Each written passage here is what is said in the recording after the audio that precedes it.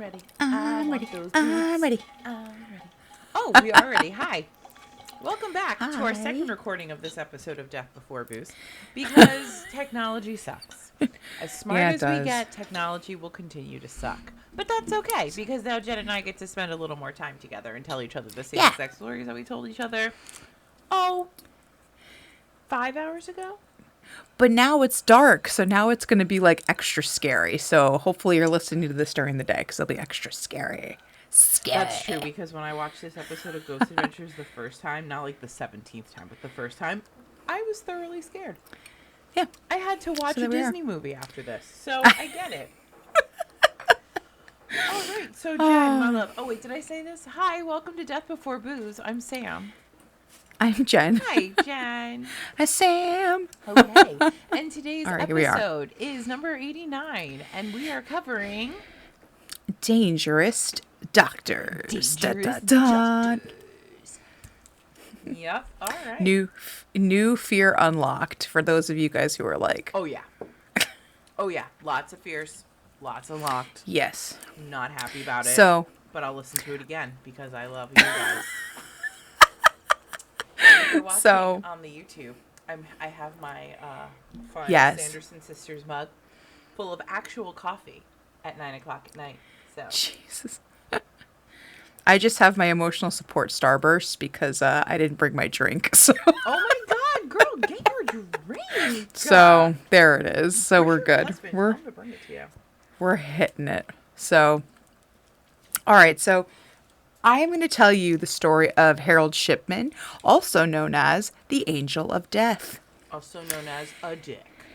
Yeah. So usually when we think of angels of death, we think of people who do the assisted suicide, but like that's not the case here. He's just a straight up dick. So we're going to get into it. Let's go. So he was born January 14th, 1946 in the Bestwood Estate in Nottingham, England. So we're in the UK for this. Robin Hood. His family was middle class, and he was the oldest of 4, so not super crazy. I'm sure his mother thanks you for her vagina. Yeah, for not. Definitely thanks you. Harold was super close to his mom. Unfortunately, when he was about 17, she developed lung cancer. And in the later stages of the disease, she had morphine administered by a home doctor. So it kind of was for him as a teenager to watch his mother worsen as the condition worsened. It just wasn't great. She did pass away shortly after, 1963, but he went on to want to become a doctor for this reason. So, and like a home visit doctor. So that's nice. What? I see your face. I forgot all these fun little bits because of how crazy this story got. Mm-hmm.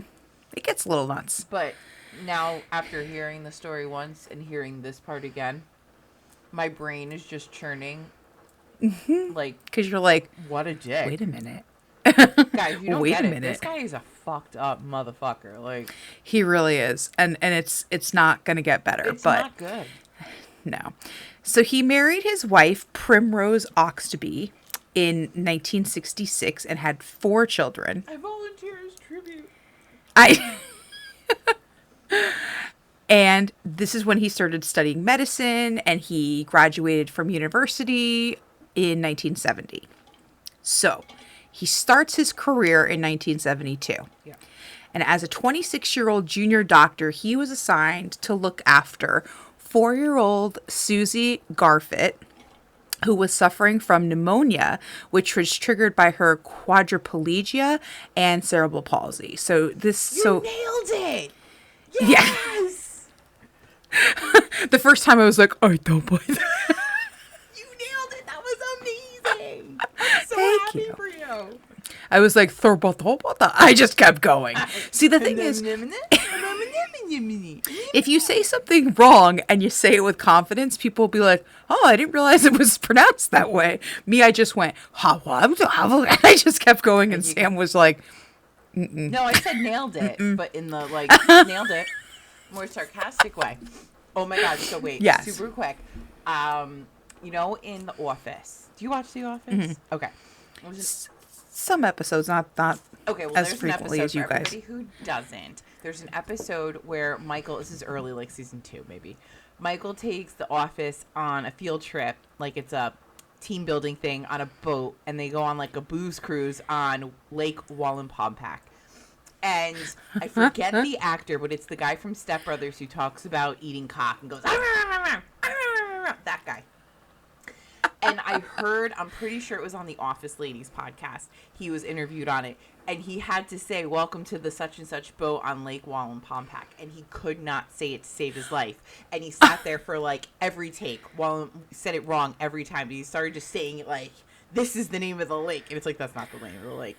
And now he can say it perfectly, but it took him like 17 takes to get it. And that's exactly what that, like you talking about, made me think of. Yeah. That guy going Lake Wallenpaupack and like saying it wrong every time. It's saying it wrong every time. Libbity bibbity. Libbity bibbity. Oh my gosh. Okay, I'm sorry. Back to this asshole. So poor Susie, you know, had this whole thing going on. So her mom was in the hospital with her, sat bedside with her the whole time. So Harold says to mom, listen, you go get a cup of tea at the cafeteria. You know, I'll look after Susie. It's, you know, she's not doing well, but she'll be okay. Okay. Well, 10 minutes later, mom comes back and Susie is dead. Not okay. So because of the condition that she was in, it didn't arouse any suspicion. It's not like they were like, what the fuck did you do? Like in the 10 minutes she was gone. It literally was like, I said she that. had all of this stuff. I know. I said that. But it does kind of make you go, what the fuck? But we're just going to chalk it up as this was her, you know, this was her disease. Afterwards, Harold completed his internship. He joined a private practice in West Yorkshire. Then he started working for a Pontefract General Infirmary in 1974. And then he took his first position as GP in Abraham Orrod Medical Center. So he's been kind of like around moving up the ranks. Okay, good. But well, good in a sense, but not really. The next year after this, he was fined £600. Now, I don't know what that is to American dollars, because he was forging prescriptions of pethidine, which is an opioid pain medication, for himself. Damn, not for us? No. So he became addicted to this drug. He's an asshole and he doesn't share? He does not share, because these were all his prescriptions. Weird. He ended up injecting himself with 600 to 700 milligrams of this a day. So just to show, to show how addicted he was. So they said, listen, in order to not, you know, get rid of your medical license, you have to go to a drug rehab center. Like, that's just what you have to do. So he did that. Again, obviously probably like was fired from his job, but they were kind of like, hey, you have to do this for you. In 1977, he became a GP at Donnybrook Medical Center in Hyde. So, yes, I love Hyde. So then he also was... Do you think his name was Jekyll and Hyde because of Hyde? Or do you think they named Hyde after Jekyll and Hyde? Hyde must have been there before that. I feel like it was there before that. I would think so. I mean, right? Because London's old. UK, and Jekyll and Hyde is not as old as that. No, it's not. Hey, people in London or UK or wherever this is. Sorry, I'm from America, and they don't teach us these things. They don't teach us anything. So you can tell me what came first, Hyde or Jekyll and Hyde? Yeah, I'm thinking Hyde itself, but you know, and then he named it after it. That would be kind of neat. But why is Hyde like a bad place? Because wasn't Hyde the bad one? He was the bad guy, but I don't know. Well, this guy was in Hyde, so that's really not making it look good, if you ask me. That's fair. Yeah. Okay, keep going. I'm sorry. So he was able to establish his own surgery practice in 1993.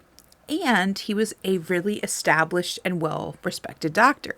He made home visits. He had a patient list of over 3,000, which meant you had to wait in the waiting list for like a year in order to see him.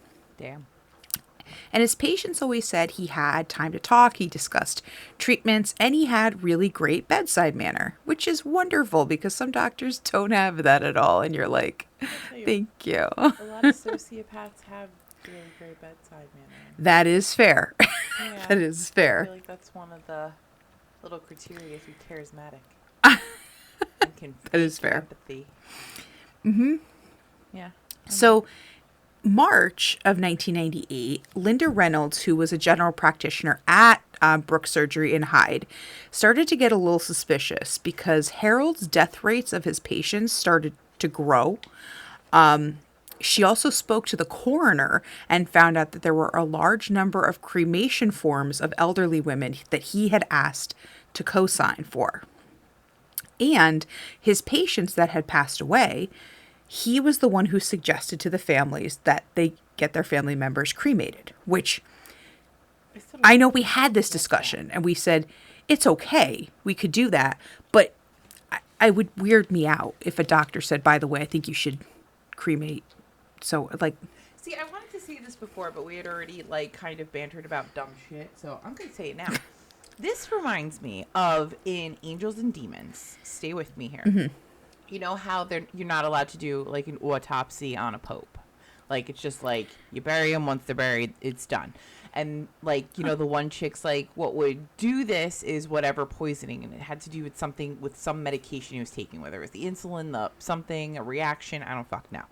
But then, like, you know, they went down and they opened up his casket, even though they weren't supposed to. And his mouth had turned black and all these things. And that was like oh, my God, this is why it's this thing. And wow. We know the Pope was poisoned. Somebody poisoned him. So, like, that's kind of what it reminds me of. Mm-hmm. You know, like, you need to cremate them so, like, they can't find my shit. Yeah. Like, and honestly, that's realistically what he's doing. He's just like the heaves so bad when you said it the first time. I was just like, that's all I thought of was Angels and Demons and the Pope with his black fucking like tongue and lips. Oh, it was really gross. I didn't realize you weren't like. Is that a thing? You're not supposed to, like, when a Pope passes, you're not supposed to. You just bury him. There are so many rules for when the Pope passes away. Like, they just went through that whole conclave thing. Yeah. Yeah. But, like, yeah, you can't cremate a pope. They have to be buried. They can't be autopsied. They have to be laid to rest within so many days or hours or something like that of when it happened. They can only sit out for so long. I think there are, like, specific ways they have to be embalmed, if they're allowed to be embalmed at all. Like, interesting. Yeah, it's kind of crazy how tight the Catholic. I mean, but it's the Catholic Church. I mean, of course, they're still telling you that so you're eating, like, you know, the body and blood of Christ every single Sunday, literally. Mm-hmm. That's fair, because magic dusting from prayers makes it turn into. Sorry, Catholics. I came up Catholic. I promise. I did too. Like, I'm not going to sit here and be like, I came up. It's part of my upbringing. I still have that Catholic guilt, but like some of it's a little like Jonah didn't get eaten by a whale. I'm so sorry. So, unfortunately, even though this seemed to be a little, like, suspicious, the cops were like, we can't really find anything. And again, this was one of those things where it was suggested by people that they had an inexperienced police crew, and maybe that's why they weren't really doing much investigation. Again, maybe it was did you look under here? Yeah, we looked there. And we just kind of, like, you know, move on. Did you turn the computer on and then turn it back off and then turn it back on again? Yes, I tried that. Did you press this? No. So, you know, it's one of those. Did you hit start? You know what, IT guy? I don't approve. What happened to we listen and we don't judge? Where did that go? Agree. I agree. IT guy. So, unfortunately, there was nothing. Like, there was nothing that stuck out to them. But this didn't really stop the process from happening. So, now that was March. In June is when our friend Harold gets a little, I don't know, kind of like sloppy, but also maybe, whatever. He had a patient Kathleen Grundy. She was a former mayor of Hyde, and she was extremely active for being 81 years old. She was taking on a lot of charity projects. She had a wide circle of friends, whatever. Very, very active for 81. If I've said it once, I said it again. I will not be active at 81. Get me out of my chair. I'm going to spontaneously combust. Listen to last week's episode if you want to know what the hell seriously. I'm talking about, because that was a trip. Now, June 23rd, she went to her general practitioner. She had surgery from Harold. Now she had her ears syringed. And Sam and I figured out, because I didn't know what this was, it's literally just kind of getting the wax out of your ears. So like sucking it up with a vacuum. Somebody put saline in your ear and they suck it back out. Yeah. So it happens because, again, if you have really bad ear infections, like you might have to do this. So maybe that was the case. So she had this done, and Harold was like, listen, the next day I'll come check on you. It's not one of those surgeries, though. Literally, you're in and out, and then you can get a phone call like, to sleep. I mean, I don't think they do either. It in, like, the office, you go in, they take the and then it's done. So it's not. So it's not necessarily like a surgery, but I guess in like the late 90s, it was a surgery. The thing that just digs it out now. You don't even need surgery. Yeah, I wonder if ENTs are upset about that. I don't know. Well, maybe it's easier for them because they don't have to call it a surgery anymore. Yeah, because but then they don't get to charge somebody for an office visit because they're just doing it in their own bathroom. That's true. That's true. Anybody who has one of these things, can you let me know if they work? Because I am really on the fence of buying one. A lot of the stuff from TikTok, you're like, whoa. I love And then you're like, I don't know about that. Shit off of there all the time like a fucking momo. So Harold visits Kathleen, whatever, leaves, everything's fine. 4 hours after this visit, her friends come in because she was supposed to have, a dinner party or whatever that night. And they go in her house, and there she is sitting in her chair, and she's dead. So. Dead. Just dead. She's dead. Just dead. Dead. Just dead. Dead. Uh-oh. So they're like, holy shit. Holy so then shit. they call Harold, who is her general practitioner. And he's like, oh my God, what must have happened? She must have died from a cardiac arrest. Oh my God, fucking Quincy here. Holy shit. Columbo. I left, and she fucking died. Like, I don't know. Happens. Does that happen all the time? Like, you walk out the house, you come back, all your plants are dead in their fucking pots. What the fuck happened? They didn't try hard enough. I don't fucking know. Oh my God. Oh my God. I was washing a dish. I'll bring the dish for Exhibit A. Fuck shoes. Oh my God. So he called the coroner's office, and he offered to write the death certificate. And he said that the cause of death was old age. I mean, she was 81, guys. Yes, but like if he says to her friends, oh my God, it must have been cardiac arrest, and then he's like, old age. Like, what the fuck? Your cardiac could go into arrest because you're old. I guess so. All right. She had a really hard procedure. They put saline in her ears. It's very traumatic on your cardiac system. It's your heart, like your heart. It's very, very hard on your heart. Your ears get flushed with saline and then sucked back out with the little vacuum. Oh man. So. Oh, I can't. I mean, it could cause a heart attack. I mean, it could have been really cold water in her ears. Shock.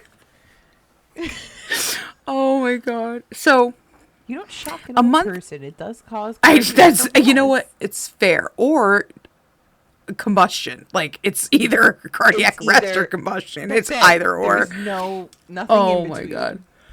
No. So, Kathleen's daughter Angela, a month after her death, was informed that Mom had a will. That's nice. But she wasn't entirely sure of the authenticity. So the will excluded her and her kids. Oh my God. And it was leaving her $780,000 estate to her doctor. Because her doctor needed that money. There you go. So it read, I give all my estate, money, and house to my doctor. My family are not in need, and I wanted to reward him for all the care he has given me and the people of Hyde. Lady, give it to charity, okay? Delightful. You don't need to give it to your doctor. Oh my he's God. He's not that good a guy, I'm going to tell you. Like, he's a bit of an no asshole. offense, but like, I'm not giving my money to my doctor. Like, if I had that much money, I'm not going to give it to my doctor. I'm just saying. To us. You could donate exactly. it to our new religion when we come up with what it is. Exactly. Dear listeners, if at any point you feel you need to add something to your will, just put a little asterisk that says the girls from Death Before Booze will come up with a religion, and I want to donate such and I want amount, to donate to it. About and 85% that's okay. of my estate to them, to their religion, and it's fine. We'll take it, and that's okay. We'll use it in good health. So when our cardiacs arrest, you can rest easy that it will have been used wisely. Exactly. Thank you for your thoughts and prayers. I totally forgot that part, and it's only been a couple hours. Like, I totally forgot he did that. Forgot he did that. With the, well, again, at this point, we don't know. Okay, all we know is that this will was created. So Angela was like, oh, great, this is not okay. So she went to the police, and they started an investigation. As you do. Now, Kathleen's body was then exhumed because, thankfully, her family did not go with his suggestion to cremate her. Nope. So they found in her body traces of diamorphine, which is a type of heroin that's often used for pain control in terminal cancer patients. So, not for an ear syringe surgery. No. So when they asked Harold, hey, like, what's this all about? Like, what happened here? He was like, oh my God, she was an addict. And he said, here's the comments in my computerized medical journal. I wrote it down. But I wrote it in there. Get it? She's not a terminal cancer patient. How would she know to get it to be, like, addicted to it? Right. I mean, I'm just going to go out there and say, like, if you're, like, dealing heroin, it's probably not, like, the one you would get from a doctor's office. So, like... At what point do you think Harold started, like, shitting his pants like, oh, fuck, they're going to find this one. Like, this is the one. You know what I mean? Like, you had to know you might have flown you might have Icarus a little too close to the sun with the fucking will. A little too close to the sun. Okay, and now somebody's contesting the will and they're doing research. At what point do you think his, like, little sphincter went, oh, shit? I think at this moment where he's like, oh, my God, she was an addict, because who the fuck is going to... Like, oh, my God. Yeah, he's like, oh, wait, it's in the files. Did you see the files? Did you see them? Give me a day. Then you can check the files. I'll show you the files. That's fine. You can see them. I totally forgot my password takes 24 hours for me to reset it, but I will definitely show you tomorrow. I'll show you the files. Now, the police did an examination of the computer, and it showed that the entries were made after her death. So this is probably the moment where he went, all right, fuck. Oh, shit. But it was also clear that he forged the will because he had the fucking typewriter in his house that it was written on. And he left a fingerprint on the document. Oh so, like, bro. This is where I said this would be the shortest episode of Murder She ever created. Oh, he has a typewriter right there? Oh, his fingerprints on it? All right, case closed. 15 minutes in. Well, we have a lot of time for commercials now, and Jessica's going to go have her tea. Have a great night. I mean, oh, my God. So, after this... Because this is kind of like, oh shit, you're caught. The police investigated other deaths that he had certified, and they found 15 cases had a pattern of his administering lethal doses of this particular diamorphine. 15. He signed the patient's death certificates and then falsified their medical records to indicate that they had been in poor health when they had not. So sure, some of his patients were older. So it looked like, okay. But some were not. And he just went, oh, no, they were in terrible health. Okay. Bitch, please. He was arrested, and he was charged with 15 counts of murder by lethal injections of diamorphine from 1995 to 1998. Okay. Whoops. Only So 3 years. Yes. Did I math? Yeah. But it goes a lot deeper than that. This was only 15 in that time frame that they got. Got it. So the trial starts October 1999. Now, despite his representation, so the defense was trying to get Kathleen's case moved and not pulled in with the other 15 because they were like, no, let's just, do it differently because whatever. And the judge is like, no, the whole point is the motive of the will. We're not doing that. Yeah, no. So no, Good try. fuck you. Do not pass go. Do not collect $200. It was said that he administered 12,000 milligrams of diamorphine hydrochloride to one patient. One. Which is enough to kill 360 people. Talk about overkill. What the fuck? Yeah. What a waste. I mean, not that When I he wanted was to kill more asked. people. Not that I wanted to kill No, but that's a lot. But that's a lot for one person. That's Like, a did lot. you?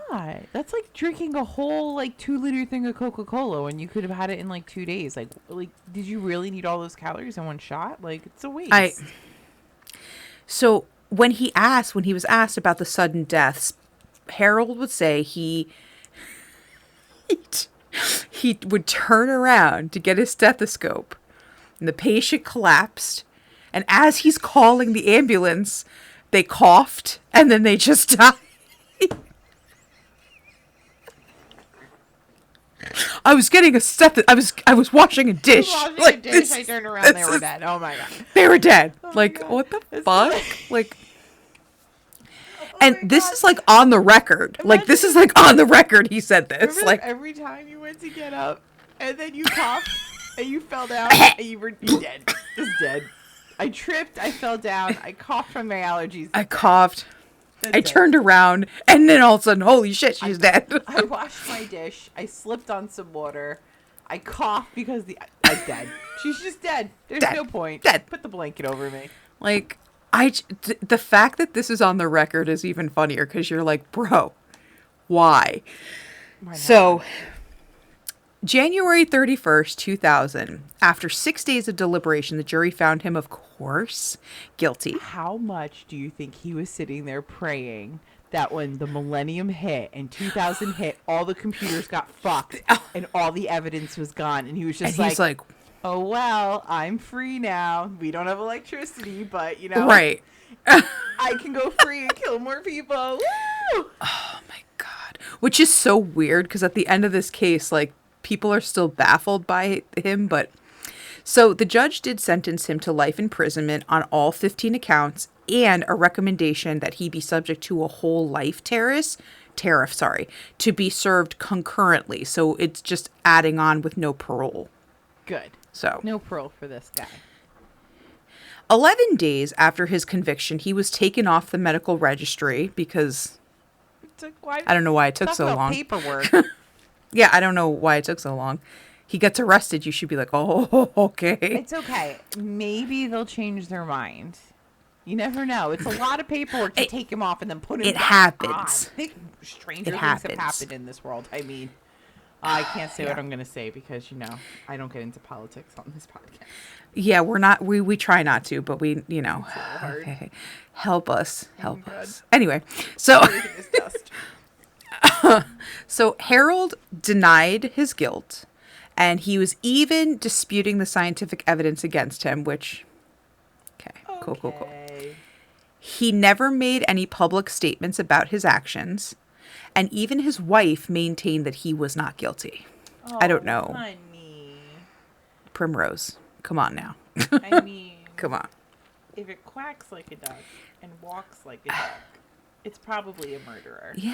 Yeah, He is, and this I found really interesting, the only doctor in the history of British medicine found guilty of murdering his patients. So as of today, he is the only one. I find that so hard to believe, but You think that's because maybe, we're just we're from the US and everyone? that's just what happens here. That's what happens here. It's terrible. But in total, Under his care between 1971 and 1998, 459 people died. Fuck off. I'm done. Fuck off. I'm done. No. The estimate of his total victims over that 27 period of time was 250. So more than half? More than half, or less than half, I should say, were, old age, whatever. 250 were probably... Yeah, he probably did it. You probably did that. And in 1997 alone, 37 people were died. So they are that the assumption is they were murdered. Oh my God. So most of his victims were elderly women. In good health. However, his early victims were terminally ill. So at the beginning of his little serial killer spree, he was trying to be like, oh, well, if they're, ill and they're really bad, no one's going to notice. Okay. All right. So January 13th, 2004, he unalived himself in his cell. Ew. Some of his victims' families were like, we feel cheated because the sewer slide meant they didn't have the satisfaction of a confession. But as Sam had said before, on multiple occasions, chances are likely you're not going to get one anyway, especially from a person who is going to their grave being like, no, I didn't do this. I didn't do this. You're like, fine. Okay. Yeah. This has also baffled people because a lot of serial killers are driven by the pursuit of sex or money. He didn't seem to have a motive other than he just liked choosing who would live and die. It was a power. It was definitely a power. I'm a doctor and I have the power over you in this moment. Exactly. So the law enforcement said it was odd because he was so meticulous up to this point and it just took one victim where he just got kind of sloppy. So it was like he almost wanted to get caught. Or maybe, as you had said, he flew too close to the sun being like, I got this. Yeah, I they can get haven't away caught with me this. in 250 people. How are they going to catch me here? I might as well make some money off of it, which is what you just said, money or sex. Exactly. It took him 249 attempts to play around, perfect it. And then, he added in the next level and we all did in Aladdin on Sega Genesis or The Lion King, we just died. Yep. Man, The Lion King was a hard game. I could not get past level 2 to save my life. To this day, I still can't figure out how to get over the fucking giraffes. I fell off all the time. Yes. They moved so fast. And Aladdin, forget about it. Even with the codes, I couldn't get past the freaking, when they're going through the cave. I didn't get past the cave. I was just going to say, that magic carpet. It's the cave. He's so smart in the movie and so stupid in the game. He's so dumb in the game. Help me out. Seriously. The cheat codes did not help. I didn't even know the cheat codes. I wasn't smart enough for that. So the motive for his sewer slide was never established, though he did say he reported telling his probation officer that he considered it to assure his wife's financial security. Idiot. Which, again, I don't know how that's going to work out for you, but okay. They also found out he had stolen some jewelry from his patients because they found that in his garage. So another one. Why are you keeping it? Make it make sense. I'm sorry. I agree. I don't get it. A memorial garden dedicated to the victims is called the Garden of Tranquility, and it opened in July 2005 in Hyde Park. And as early as 2009, families are still looking for compensation from their relatives. The good thing that came from this is that there are able to be more practices put in place in order to establish that this doesn't happen again. Sorry, my children are running around fighting. So my dog is scratching his face, and my whole desk is moving because he's leaning against it. It looks like there's an earthquake happening. So now you have to have, there's changes in the dispensing practices. So it's, again, you're over prescribing medication. Mm-hmm. Death certificate practices were altered. So chances are it's not only the doctor that has to sign it. Thank God. And you have to push for cremation. So there's that. Also, the largest change is from the single doctor general practices to multiple. So now it's not just one guy. There's multiple in there.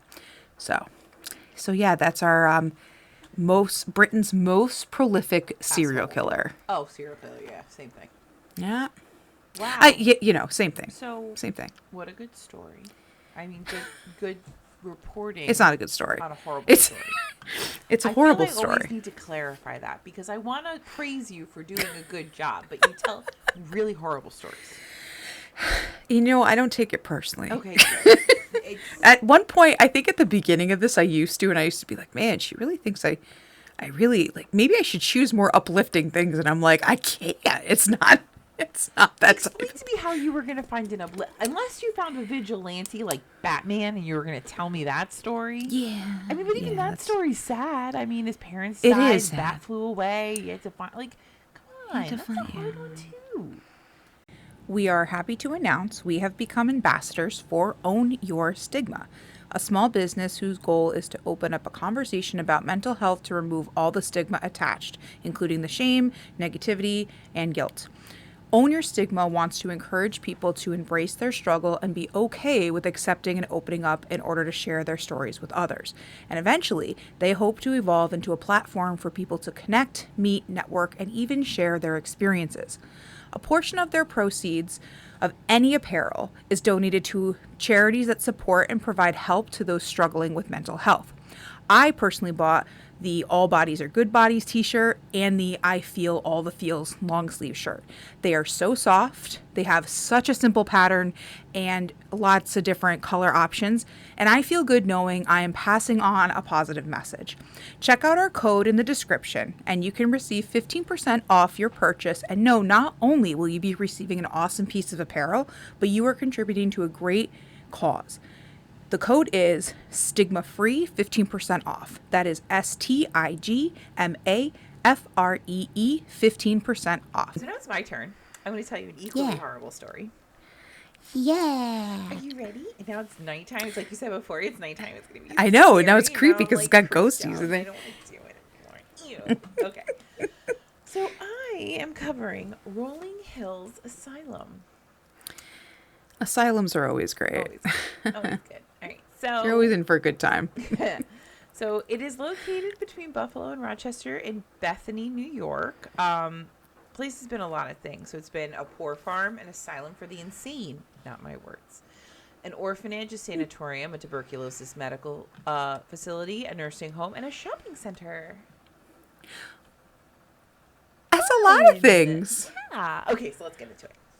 So the building was originally a stagecoach tavern in the 1700s that closed. Then it kind of just sat there. So in the 1820s, New York State put in a mandate that said, each county, you all need to take care of your poor people. We don't want them begging on the street anymore. Like, clean this shit up.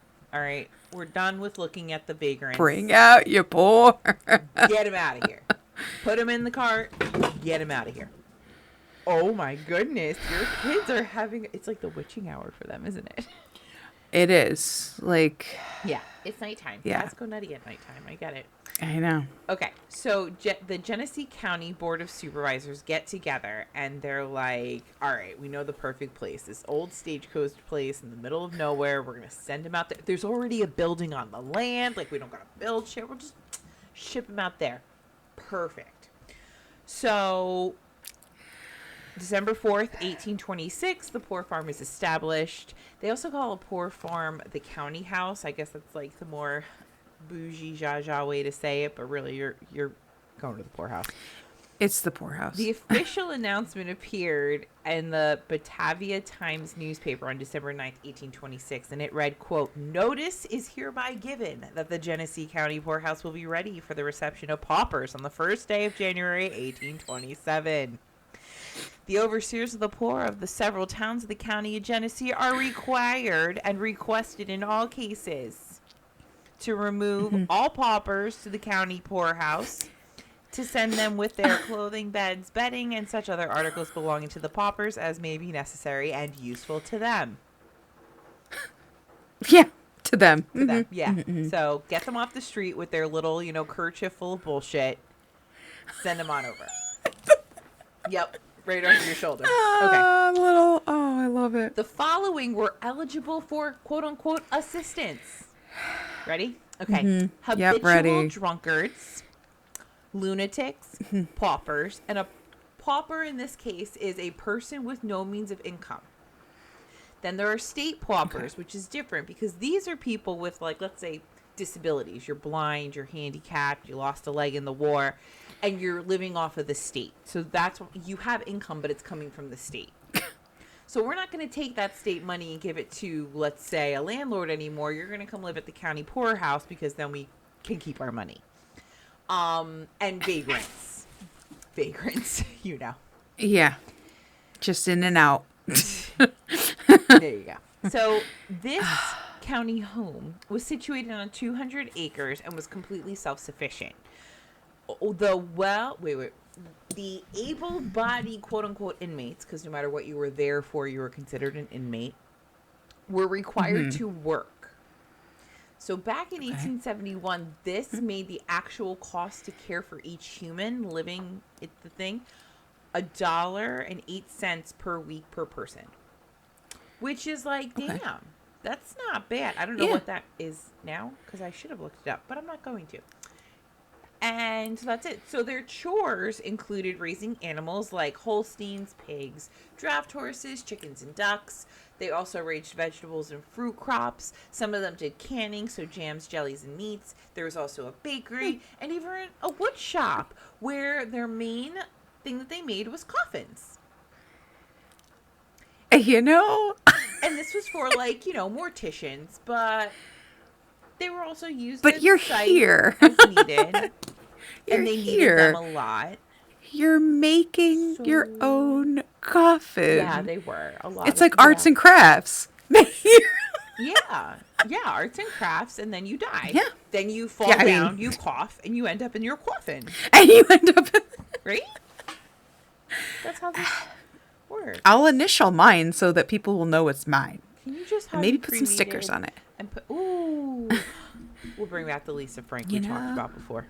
Yes. We just have to put the stickers on worry. it. If I was making my own coffin, you better bet there's stickers on it. So I'm gonna make sure this. It's all gonna come full circle right now. Are you ready? I am going to make sure that when you fall down and cough and end up in your coffin, your coffin is tie-dyed neon colors with a huge unicorn on the front. There you go. And he or she or it or they or them, whatever the unicorn wants to be, will have a necklace that says your name on it. Oh, see, I love that. And then there'll be a little that's how I would make my own coffin. Yes, and then there'll be a little chain that hangs off that necklace and says Sam was her best friend. So you don't forget in death. By the way, all of you guys suck. Everybody sucks except for Sam. Everybody sucks except for Sam. Yep, there you go. Okay, so there's your coffin. I'm glad we talked about that. I'm glad we had this out now. I'm glad we had this discussion. I needed to know. This is what I needed to know. Okay, so all this fun stuff happened before, the Social Security program started in the 1930s. So fun. The use of the poorhouse changed many times. And when I say changed, I mean they kind of kept adding on their responsibilities like everybody does. Okay. So it ran as the poorhouse for a couple years. And by the 1840s, they had added orphanage to the list, sanatorium, tuberculosis hospital. And then they added on this addition where they moved the insane and the criminally insane and put them over there. So it's still attached to the main building, but they're hanging out. So now let's discuss who's actually in this poorhouse, whether it's called a poorhouse or the hospital or the asylum. In this building, who's living there? Let's talk. Orphan children, families, women with no husbands or families, widows with children, destitute elderly, physically and mentally handicapped humans, mentally unstable humans, morally corrupt humans, and even criminals. All living, laughing, and loving under the same roof. Are the tuberculosis patients also like hanging out with everybody? Because that's pretty contagious. They were, like, on a floor on one side. Don't come up here. Yeah, everything else is everybody fine. Everybody stays here. I know there was like a men's ward, like with their dormitory. You can have a pretty big. I mean, it's not like you can have a communal room. Like, it's huge. So where it's like everybody comes together to watch Sunday Night Football, and we've got the criminals, we have the orphans, and we have everybody else. I think as long as you weren't sick or one of the people in like the solitary confinement, at some point you could all kind of intermingle. You at all one point. hung out together. Yeah, no big deal. That's not a good idea. No, not at all. But this is where we have.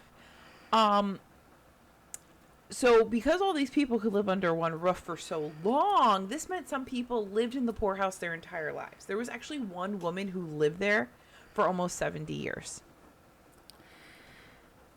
It's so sad. That is sad. It's sad. So, some people who lived there. There was this guy named Roy. He was committed to the asylum at the age of 12 by his father because he suffered from gigantism. He grew to be over 7 feet tall, almost 8. His left hand was deformed and his feet were severely oversized, and his family found him embarrassing. First of all, Roy is not embarrassing. No, Roy's not embarrassing. Like, Neither let's am just I, say. because that's what she was going to say. I'm not an embarrassing friend. I promise. I was going to say Sam. Roy is not embarrassing, but I was like... Roy and Sam, not embarrassing. We're in the same bubble. I think we are all friends. Roy would be friends with us. I would be friends with Roy. He would be awesome. I concur. And we would talk shit about his family all the time. Fuck you, Dad. Fuck you. Like, fuck your dad. Fuck that guy. He doesn't know you like You don't we do. need him. Need him. You know how many fucking M&Ms you can carry in a gigantic fucking left hand? Suck a dick, Dad. Thank you. Yeah. Fuck you. You're embarrassed of that? Embarrassed of that? You know how much food we could have hid in the fucking movie theater with this gigantic son? Suck it. Seriously. You don't deserve Roy, okay? You do not deserve You Roy. don't deserve Roy. So Roy lived in the poorhouse until he was 62. He was super smart, extremely kind. He loved opera music, and he made the best of living at the poorhouse. But he did end up crying himself to sleep almost every night because his family left him. Oh. And then, because this was an asylum and a tuberculosis ward and, some sort of medical center at some point, there were doctors and nurses. Yep. And there was this one nurse named Emmy. They say her name was Emma, but my daughter's name is Emma. So I'm not going to say that because this one's a bitch and my daughter is not. So Nurse Emmy, also known as Nurse Ratchet. Bitch, worked in the infirmary, and she was fucking cruel. Both inmates and staff feared this woman. So the rumor mill says that she was a practicing witch, and she did I dropped my pen, and she did black magic as well as satanic rituals, and she would use the orphans in her rituals, and then she would take the orphans and sell them to satanic cults so they could do rituals with the orphans for the satanic rituals. What a bitch. Yeah. And even if that is just a rumor, she was still really not a nice person. Yeah, I mean, I was going to say, is it because she's smart that everyone thought she was a witch? Is that like the thing? She's like, oh, she knows too much. She knows too much. What a bitch. What a bitch. She's got to be practicing the dark arts. Oh my God. Imagine she was like raging on her period one day and was just a bitch. And now through time, it's kind of been like, no, like it like got mistranslated somewhere. And someone's like, no, she's not a bitch. She's a witch. And then like they just kind of add on to it until now she's like, satanic panic bullshit. Satanic with dark arts. Yes. Like, oh my God. And we're just perpetuating it. It's fine. Funny. It's fine. Whatever. Okay. So patients in general weren't really treated great. They were regularly given mind-altering drugs, chained to walls, lobotomized, forced into ice baths, had electroshock therapy performed. And then when the criminally insane were added into the mix, they had a section made for solitary confinement. In solitary confinement, you can still find iron brackets on the walls because they would chain inmates up for basically anything. Yeah. And because back then, we didn't have like the medical understanding and the scientific knowledge that we have now. So people with Alzheimer's, people with epilepsy, Tourette's, unfortunately, a lot of times they would end up in solitary confinement because they were thought to be abrasive or combative or just not what people wanted to deal with that day. So they would be chained up to the wall or thrown into solitary confinement. And that's really sad. Another fun. It's really sad. Another fun way. Hold on, this is gonna get happy again. Well, not happy, but we're gonna get to make fun of it again. Another fun way to get thrown into solitary confinement is if you're an unruly wife. So they had this cool program where, if your wife was just getting out of line and getting mouthy and not doing what you wanted, you could send her there for like the weekend or the week or the month until you decided that they had had enough punishment. It's like you're grounded, go to the asylum. Yeah. And they would just leave you there in solitary confinement until somebody came and collected you. Because you were unruly. And if nobody did, you were just there, you stayed because you're a woman and you've got no rights. You can't do shit. You read the ingredients and make me dinner, dumb bitch. Satan. I mean, that's kind of how not it goes. surprised. No, not even I'm a not little surprised. bit. Here's a fun fact: during the tuberculosis epidemic, sometimes the morgue would get really full really fast, and they wouldn't be able to have a place. They wouldn't have a place to put the bodies, so they would keep the dead bodies in the kitchen freezer with the food that the inmates and the staff kind of ate. Right next to the... All right, So right next to the meat. Lamb, there you go. Pork, human leg, ice cream. Bob from floor 3.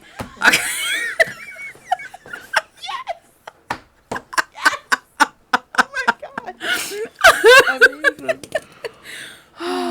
Shit. Okay. And sometimes, again, not really sure if this is 100% true, but if it is, it's really terrible.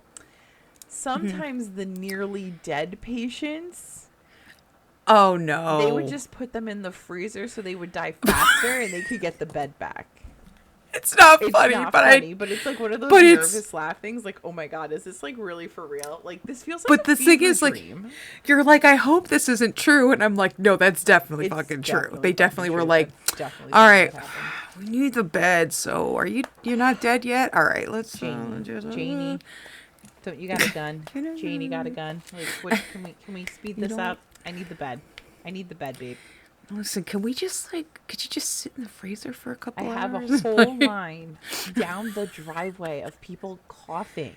I don't have enough coffins. I need the They bed. might fall over and They die. could fall We need over and die at any minute. I need to lay them down in the bed. You gotta go. You Oh gotta my go. God. Hon. That doesn't surprise me because I feel like that would be true. Yeah. Yeah. Well, now that we brought up the coffins and the coughing and all that, the property had over 1,700 documented deaths in its time. There were hundreds that were not recorded. And the unclaimed dead from not only the poorhouse, but the county ended up here. And what's super fun is that there are records that indicate there was once a cemetery on the property. Oh, But it's kind of it's missing gone. now, and nobody actually knows where the original cemetery was. Now, they do find, like, pieces of headstones or markers, like grave markers, but they're, like, falling apart and decrepit. And because there were so many that were, nobody cleaned the body, they just kind of put a wood stake and it was like, okay, here's your cross. They didn't say a name. Like, they just went away. Like, they're gone. Like, so nobody knows where this cemetery starts, ends, or actually is. Nobody better dig around there because it's not going to be happy. It's not going to be a happy God, it's just time. going to be poltergeist. Don't fucking do it. Yeah, yeah. Don't It's do just it. that's Oh, exactly don't what do I'm it. picturing right Yeah. now. Just dead bodies everywhere. Yeah. Just fucking femurs. How do you lose a cemetery? You know what? We lost Heroin. it. 30,000 liters of heroin, probably. I don't fucking know.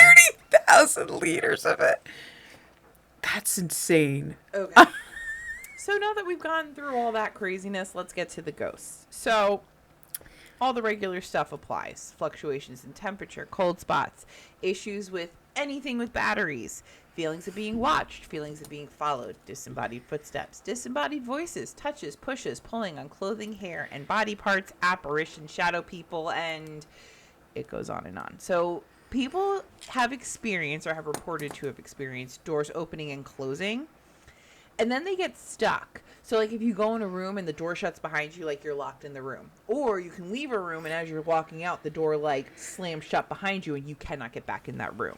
And then after you're, like, trying to, like, bang on the door, you walk away, you're freaking out. Holy shit, I'm stuck. The door just opens. They fuck with you. It's like, they're just fucking with you. They're like...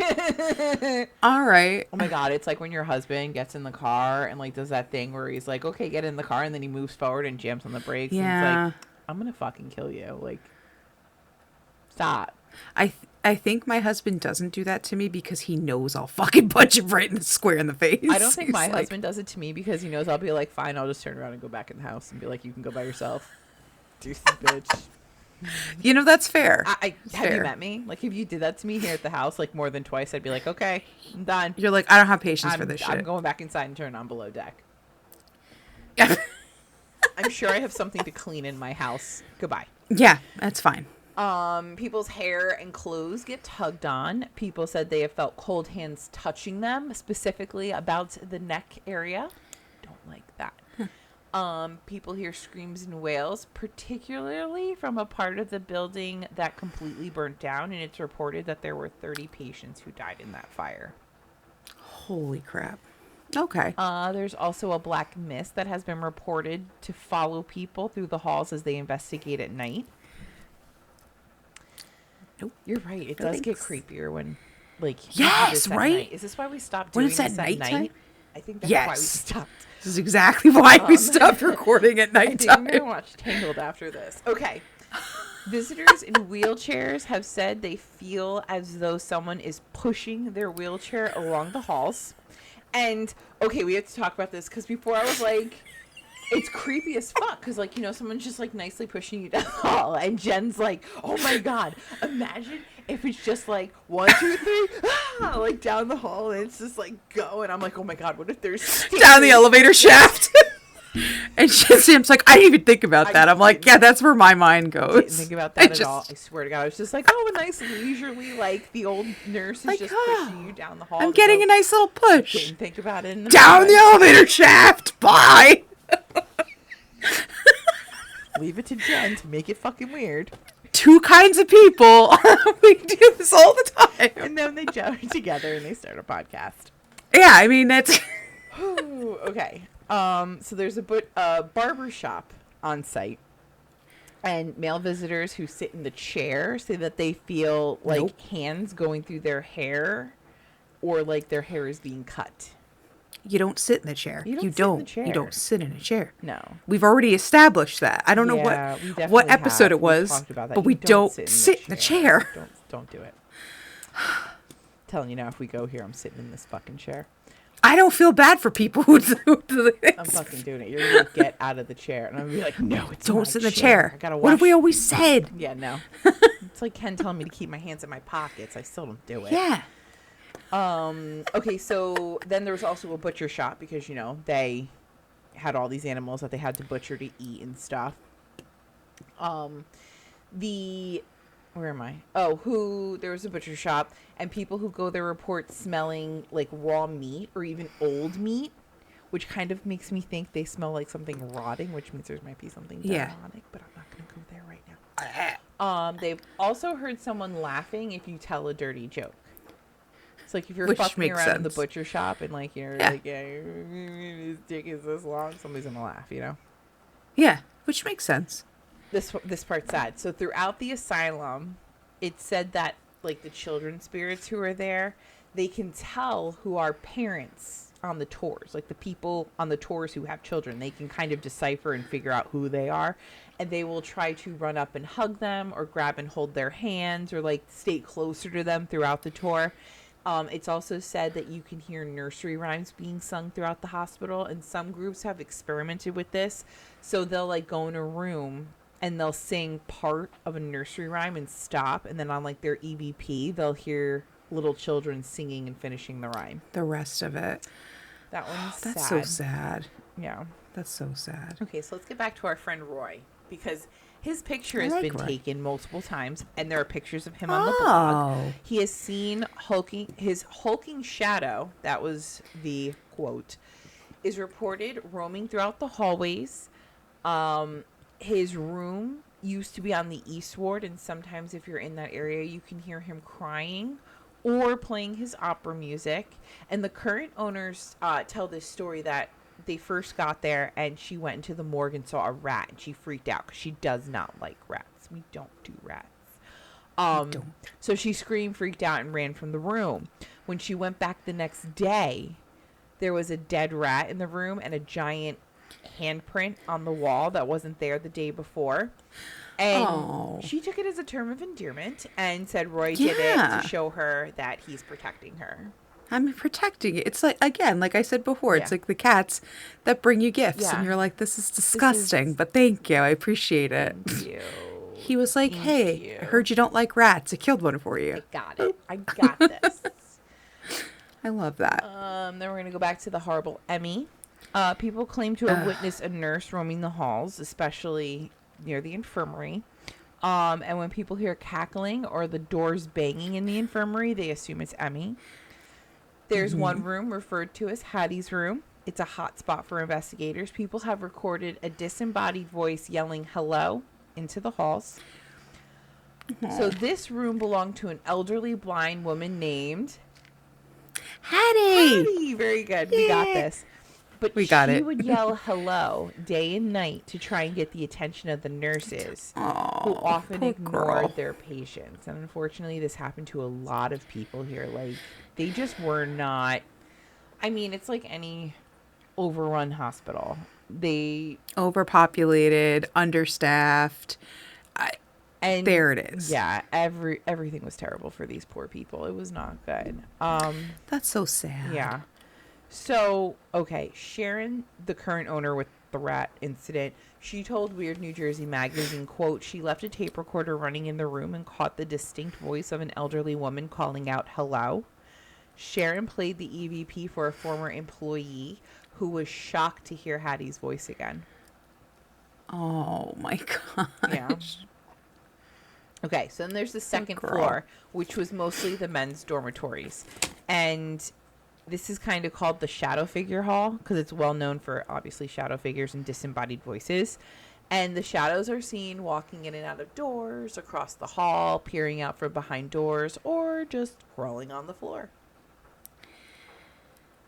The crawling on the floor is always so... Ugh. So, yeah, again, from your New Jersey mag, Sharon says, where is it? Sometimes they'll poke out an arm or a leg. Sometimes they crawl on the floor. And that can be creepy, especially if you're sitting on the floor during an investigation and one is coming right at you. Like, because you can actually see the shadow moving towards you. No, thank you. Yeah, no. I hate that. No. So then in solitary confinement, people feel nauseous when entering. They also have been reported being hit or pushed while in the cells. And then in the morgue, there have been ghostly voices. Things move around by unseen forces. And people have been shoved and knocked off their feet. And finally, I'm going to end with our Ghost Adventures friends. I'm going to be honest. HBO Max did me dirty because they used to have all the Ghost Adventure stuff on there. And I just got rid of my Discovery Plus because I was like, oh, Max has everything. And why do I have 2 apps when I only need 1? And then I went on to watch the episode. And they didn't have it because they suck. So now I have to get my Discovery Plus back. But I didn't get to watch the episode. But I'm going to give you the synopsis and all the little things. So what EVPs they caught. And some of these I remember and it really creeps me out. And now it's dark out and I have to read these and this really fucking sucks. EVPs. Whew. Open up a little. I'm here. Get the fuck out of here. We can do it more. I just slapped you, bitches. I can't. I'm not scared. Damn you. Help. I claim everything here, okay? You come back, Nick. Let him in there. I don't want to. Okay. I just slapped you, bitches. Yeah. I love it. That's sassy. Sassy pants. So, then the guys hear a squeaking noise and a wheelchair appears out of nowhere. And then they figure out that the squeaking noise came from the wheelchair because it was moving towards them. Don't like it. No, I'm good. Someone pushing it like... This was like, down the elevator shaft. Like rolling down the elevator shaft. Okay, they hear footsteps. 2 photos that Zach takes show a figure standing about 7 foot tall. So our buddy Roy, and that's one of the pictures that I have on the drive. I mean, on the blog. They catch disembodied screaming. Aaron films a heavy steel door slam on its own. Yeah, I remember that one too. Ooh. Something causes the thermometer to read 66.6, so 666. Dave Schrader claims that he saw a face above Nick's shoulder, but it wasn't captured because of the infrared lights. Other voices captured say, "Let's brawl, certainly. Kill Zach. Nick, I'm not scared. Nick's got a voice. Listen to me. Kill people." And then Zach claims to have 2 hands pushing down in his chest, making it hard for him to breathe. Well, I think it's all hard about for Zach. Him to not make it about him. Yeah, it's all about Zach, so we know. So Rolling Hills Asylum has been featured on BuzzFeed Unsolved, Destination America Ghost Asylum, Sci-Fi Ghost Hunters, Aftershocks, Destination Fear, Haunted USA New York episode, Legendary Locations, Paranormal Challenge, and the FX American Horror Stories Asylum promotion. So like the Asylum season was based a lot off of this. Based on. And then interesting. In case you want to visit, it's located at 11001 Bethany Center Road, East Bethany, New York, 14054. Tours are available. They run about 6 different tours between Thursday and Sunday, and all the tours range from 1 to 8 hours, but you need to make reservations, and you can sign up at rollinghillsasylum.com. And please let me know if you've been there, if you're going, what you experienced. Email me, message me, text me. I know you don't have my number, but figure it out, because I want to know all the deets. Yeah, that's exciting. Yeah, if ever we can start doing the whole let's go paranormal investigate somewhere, this place is on my list. Yeah, I would definitely like to go there. Yeah, I wouldn't sit in anything, but like I would go. If you want to donate to our Patreon, we can go, and then we will record it, and you can laugh at us the whole time, because I will be crying in the corner because I just sat in a barber chair and felt someone pull my hair. I think Sam would do better than me, but I also am not going to sit in the barber chair. So, all right. So what did we learn? Wow, I learned technology sucks. Yep. Yeah, that's a big one for today. Yeah, that's a big one for today. Yeah, and you know what? No asylum ever has a good story. No, there's like all the asylums that we've covered have been terrible. I've learned that you want a Lisa Frank themed coffin. I mean, I've learned that I really wanted to be cremated, but now I'm not sure.